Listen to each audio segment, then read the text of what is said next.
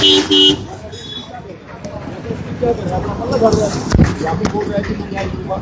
यहाँ के एसपी साहब से मिलने के लिए कुछ आपके हमारे कुछ लोग गए थे, ये लोग गए थे, ठीक है। तो उनको बोला गया कि आज हम नहीं मिलने देंगे, आपकी कार्रवाई हो जाएगी। तो एसपी यहाँ पे बैठा है, वो मालिक थोड़ी ना देश का, वो जनता का सुरक्षा के लिए यहाँ पे बैठा हुआ है। इसलिए मेरा ये कहना है एसपी साहब को भी, आप हमारी सुरक्षा के लिए बैठे हो, आप अपनी प्रशासन की टीम के साथ मिलके उन दरिंदों को, जो 12-13 लोग हैं जिन्होंने चोटें मारी हैं, बदमाशियां करी है, उनको गिरफ्तार करने का काम करें। वो दरिंदे सरेआम घूम रहे हैं। आज एसएचओ का बयान आया, बहन जी ने मेरे को बताया कि वो तो फरार हो गए।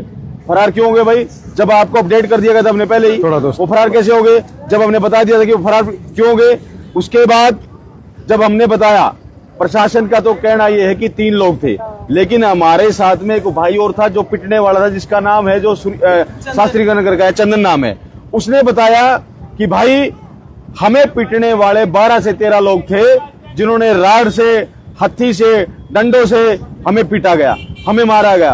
और मैं तो बेहोश होकर गिर गया। मुझे होश आया था सुबह, जब मुझे उठा के लेके जाया गया। और ये बहन कह रही है कि मुझे तो कोई, क्योंकि ये डॉक्टरी लाइन में है हमारी बहन, ये कह रही है कि मुझे जब पता चला, जब वो हॉस्पिटल में था सिविल में, तो वहां पे कोई जानकार था, उन्होंने रात को फोन किया कि बहन जी ऐसा लग रहा है कि कोई आपका बेटा है। तो उन्होंने वीडियो कॉल करके इनको दिखाया, तब पता चला कि इनका बेटा वहां पे लेटा हुआ है। सिविल हॉस्पिटल के लोगों ने, वहां के प्रशासन ने उनको फ्रैक्चर तक नहीं दिखाया, जबकि उसकी दोनों हाथ टूटे हुए हैं, टांगे टूटी हुई है, सिर में चोट लगी हुई है, नाक टूटी हुई है, पूरे शरीर में चोटें हैं। एक्सरे नहीं, ये था एक्सरे नहीं करते ना, तो ये होता कि हाँ भी उनको पता नहीं था कि भाई चोट लग रही हुई, कितनी गंभीर चोटें। जब उनके पास एक्सरे हैं, फिर भी चोट मेंशन नहीं की उन्होंने। मतलब सिविल वाले भी पैसे के साथ बिक गए क्या? पहले ही बिक गए क्या? लिखना चाहिए कि नहीं, जो चीज हमें पता है वो तो सटीक लिख दो, आगे जो होनी जानी वो तो देखी जाएगी। पहले आपके बेटे को कैमरे रोड के एक निजी अस्पताल में दाखिल करवाया गया था, अब इस हॉस्पिटल में शिफ्ट क्यों करना पड़ा? क्या उसकी हालत बहुत ज्यादा क्रिटिकल कंडीशन है जी। वहाँ पे जो सीटी स्कैन हुआ था, उसमें कुछ पता नहीं चला था, कुछ सांस सैचुरेशन डाउन होने लगी थी, बच्चा सांस नहीं ले पा रहा था। पहले भी सांस की मशीन पे था, लेकिन मेंटेन नहीं कर पा रहा था, इसलिए उसको हायर सेंटर रेफर किया। हायर सेंटर हमें जिंदल से बढ़ के और कोई लगा नहीं। फिलहाल आपके बेटे की तबीयत कैसी है? बिल्कुल सही नहीं है तबीयत, वेंटिलेटर पे है, एज इट इज हालत है। आज 12-13 दिन हो गए हैं, बेटा जैसा था वैसा ही है, उससे सिक हो गया है, कोई इम्प्रूवमेंट नहीं है। इस पूरे मामले में पुलिस प्रशासन का क्या कुछ रवैया? सारी कोताही बरती गई है, वो पुलिस प्रशासन की तरफ से ही बरती गई है। आप लोग जब उनसे मिलने जाते हैं, को बातचीत करते हैं, तो अभी क्या स्टेटस क्या है? हम जिस दिन मिलने गए थे, मैं आपको पहले ये वाकया बता चुकी हूँ हमारे साथ क्या क्या घटित हुआ था। हमारी रिपोर्ट ही नहीं लिख रहे थे, हमें पहले ही बोल दिया था कि ना तुम्हारी कैसी एप्लीकेशन, तुम्हारे बेटे के खिलाफ तो मुकदमा दर्ज है। बेटे का उनको नाम नहीं पता और उन्होंने मुकदमा दर्ज कर दिया। वो ये नहीं देख रहे कि एक माँ आई है, एक नानी आई है, एक पिता आए हैं, तो वो एप्लीकेशन दर्ज कराने आए हैं कि उनके बेटे को चोट लगी। उन्होंने ये सुनना, उनको बाकी भी मतलब उनको सही नहीं लगा कि हाँ भाई ये चीज हम नोट करें। उन्होंने पहले ही कह दिया कि ये तो गुनहगार है। अभी कोई बातचीत हुई हाल फिलहाल पुलिस प्रशासन की? ऐसा पुलिस वाले आते हैं जी, 2-3 दिन में आते हैं पुलिस वाले, आके अनफिट लिख के ले जाते हैं, हमसे मिलते हैं, 1-1 घंटा यहाँ खराब करते हैं। मेरे को फोन मिला था बेटे का, जिस टाइम वो लोग पुलिंदा बना रहे थे, कोर्ट की जेब में फोन था। मैंने पिछली बार कहा था कि फोन मिसिंग है, फोन मिसिंग नहीं है जी, टूटा हुआ है फोन। मैंने पुलिस वाले को कहा ये फोन आप ले लो, ये हालत है फोन की, आप इसे रखो, जो कुछ भी इससे जानकारी मिल सकती है। बोले नहीं, फोन अपने पास रखो, ये आपकी संपत्ति है। संपत्ति तो हमारा बेटा भी था हमारी। पिछली बार वीडियो के दौरान एक बात निकल कर आई थी कि आपके ऊपर लगातार जो है राजीनामे का अब भी यही चीज है, सेम चीज यही है। बच्चे की कंडीशन को कोई नहीं समझ रहा, हमारे ऊपर राजनीतिक दबाव बनाया जा रहा है। अब वो लोग पैसे वाले, भाई हम इलाज करा रहे हैं हमारे बेटे का, पैसे वाले हम हैं जो हमारे बेटे का इलाज करा रहे हैं, उनकी तरह भाग्य नहीं है। ऐसे हैं वो तो सामने आओ, ऐसे जो उनकी सपोर्ट कर रहे हैं ना, जो राजनेता जो भी हैं, ऐसे हैं तो फिर सामने आओ, वो भी खुल के सामने आओ ना। जिस तरह मैं सामने आई हूँ, एक माँ सामने आई है, वैसे वो भी सामने आओ। डंडों से डर रहे हैं, पुलिस मारे ना मारे, मैं मारूंगी डंडे, उनसे डर रहे हैं वो लोग। आके दिखाओ, जो राजनेता उसको सपोर्ट कर रहे हैं वो आए यहाँ पे, जिन के वो फोन करवा रहे हैं। प्रदीप जी, समस्या तो पता चल गई, समाधान क्या? आप ये हमारी छोटी बहन की आंखों में आंसू देख सकते हैं, क्योंकि एक बहन है अपने भाई के लिए परेशान है। मेरा अभी एसपी ऑफिस में बात हुई थी, एसपी ऑफिस में मेरी बात होने के कारण उन्होंने कहा है कि हम एसएचओ से बातचीत करके धाराएं बढ़ा देंगे और उनको गिरफ्तार कर लेंगे।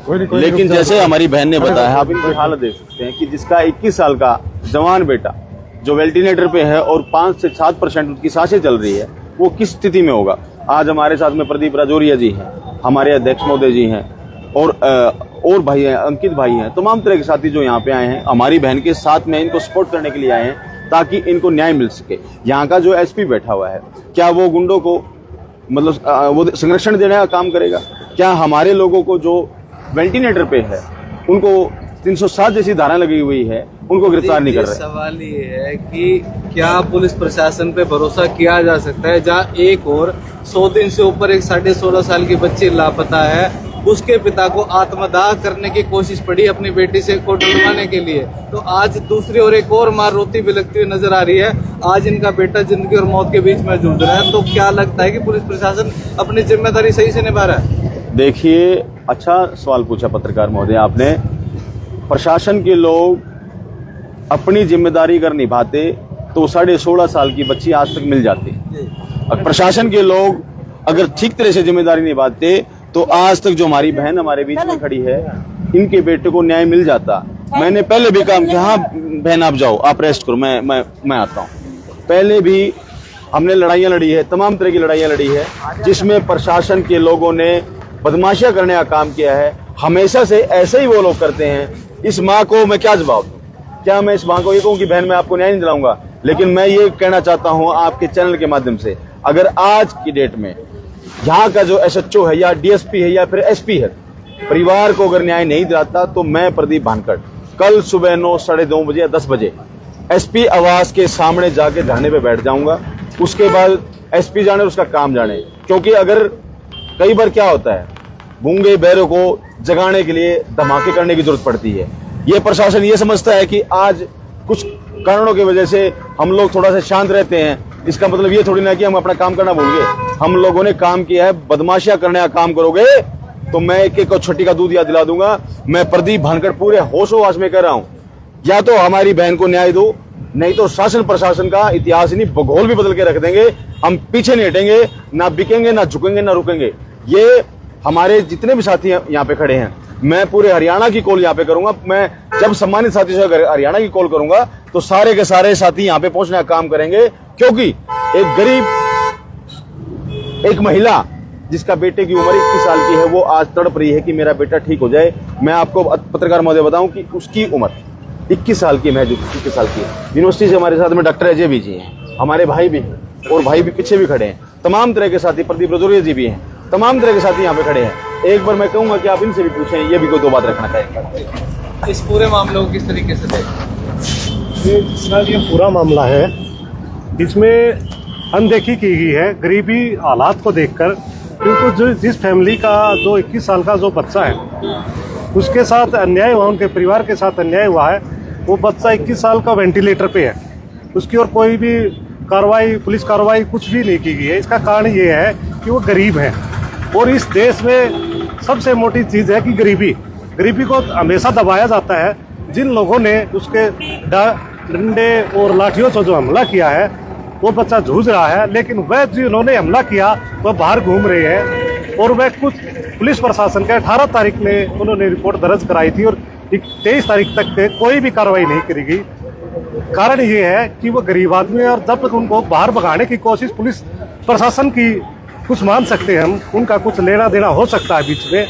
तो हम चाहते हैं कि अगर आज के 1 या 2 दिन में फैसला ठीक हो जाता है, उनका जो मृतक के जो बोल नहीं सकते, जो एक बच्चा 21 साल का पीड़ित पक्ष है, उसको न्याय दिलाने के लिए हम आज नहीं तो कल धरने पे जाएंगे एसपी ऑफिस के सामने।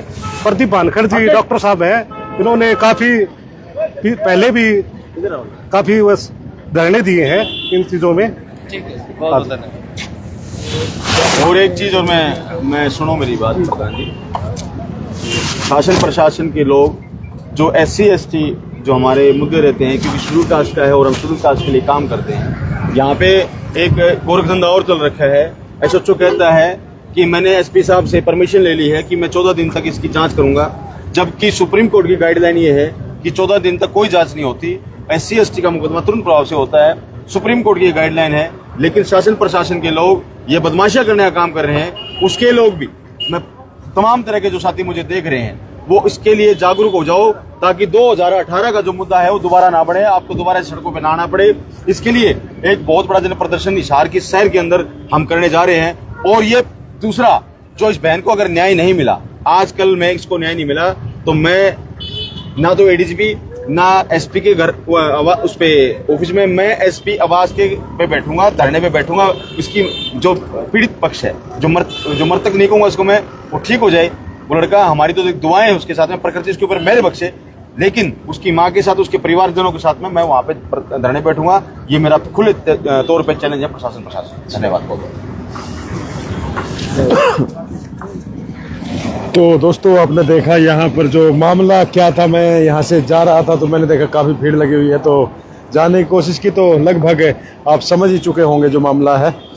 कोई लड़का है जो कि वेंटिलेटर पे है बताया जा रहा है, और उसका जो बताया इन्होंने कि पिटाई किया गया था और झगड़ा हुआ था। कैसे हुआ था वो तो पहले, काफ़ी दिन पहले का है ये मामला, लेकिन आज बता रहे हैं कि जो कंडीशन जो है ज़्यादा ख़राब है। लेकिन इन्हीं तस्वीरों के साथ सभी साथियों से लेंगे इजाज़त और फिलहाल मिलेंगे नई अपडेट के साथ। तब तक के लिए सभी साथियों को भाई जय हिंद, जय भारत। और कह सकते हैं कि सही तहकीकात करके न्याय होना चाहिए। देवीलाल भाई का कहना है कि सही तहकीकात होकर जांच होनी चाहिए, निष्पक्ष। ये बिल्कुल सही कह रहे हैं, और जांच जरूरी है। तो जांच जो है जरूरी है, तहकीकात जरूरी है। और फिलहाल वक्त ये की मजबूरी है कि आप लोगों से यहाँ पर लेंगे इजाज़त, और उसके बाद मिलेंगे जल्द ही। अजय, ठीक है दोस्तों, जय हिंद, जय भारत।